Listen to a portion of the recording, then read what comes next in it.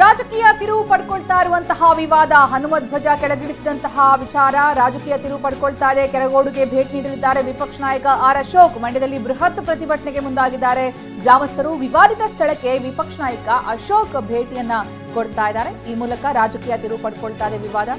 ರಾತ್ರಿ ಹನುಮಧ್ವಜ ಇಳಿಸೋದಕ್ಕೆ ಅಧಿಕಾರಿಗಳು ಬಂದಿದ್ದಕ್ಕೆ ಜಿಲ್ಲಾಡಳಿತದ ಒಂದು ಕ್ರಮದ ವಿರುದ್ಧ ಗ್ರಾಮಸ್ಥರು ತೀವ್ರ ಆಕ್ರೋಶ ವ್ಯಕ್ತಪಡಿಸಿದ್ರು. ಅದಾದ ನಂತರ ಪೊಲೀಸರು ಅಲ್ಲಿ ತೆರಳಿದಂತಹ ಸಂದರ್ಭದಲ್ಲೂ ಕೂಡ ಮಾತಿನ ಚಕಮಕಿ ವಾಗ್ವಾದ ಜಟಾಪಟಿ ನಡೆಯಿತು. ಗ್ರಾಮಸ್ಥರು ಆಕ್ರೋಶಗೊಂಡು ಪ್ರತಿಭಟನೆಯನ್ನು ತೀವ್ರಗೊಳಿಸಿದ್ರು. ಇದೀಗ ಹೆದ್ದಾರಿ ತಡೆ ನಡೆಸಿ ಪ್ರತಿಭಟನೆ ನಡೆಸ್ತಾ ಇದ್ದಾರೆ. ಪೊಲೀಸರು ನಿಷೇಧಾಜ್ಞೆ ಕೂಡ ಅಲ್ಲಿ ಜಾರಿಗೊಳಿಸಲಾಗಿದೆ. ಪೊಲೀಸರು ಅಲ್ಲಿ ಪ್ರತಿಭಟನಾಕಾರರನ್ನ ನಿಯಂತ್ರಿಸುವಂತಹ ಕೆಲಸಕ್ಕೆ ಮುಂದಾಗ್ತಾ ಇದ್ದಾರೆ. ಈ ನಡುವೆ ರಾಜಕೀಯ ತಿರುವು ಪಡ್ಕೊಳ್ತಾ ಇದ್ದು ಈ ಪ್ರಕರಣ. ವಿಪಕ್ಷ ನಾಯಕ ಆರ್ ಅಶೋಕ್ ಈಗ ಕೆರಗೋಡು ಗ್ರಾಮಕ್ಕೆ ತೆರಳಲಿದ್ದಾರೆ ಅನ್ನುವಂತಹ ಮಾಹಿತಿ ಸಿಗ್ತಾ ಇದೆ. ಹನುಮಧ್ವಜ ಇಳಿಸಿರೋದು ಹಿಂದೂ ವಿರೋಧಿ ನೀತಿ ಕಾಂಗ್ರೆಸ್ ಸರ್ಕಾರದ್ದು ಅನ್ನುವಂತಹ ಆಕ್ರೋಶ ಅಲ್ಲಿ ವ್ಯಕ್ತವಾಗ್ತಾ ಇರೋದು.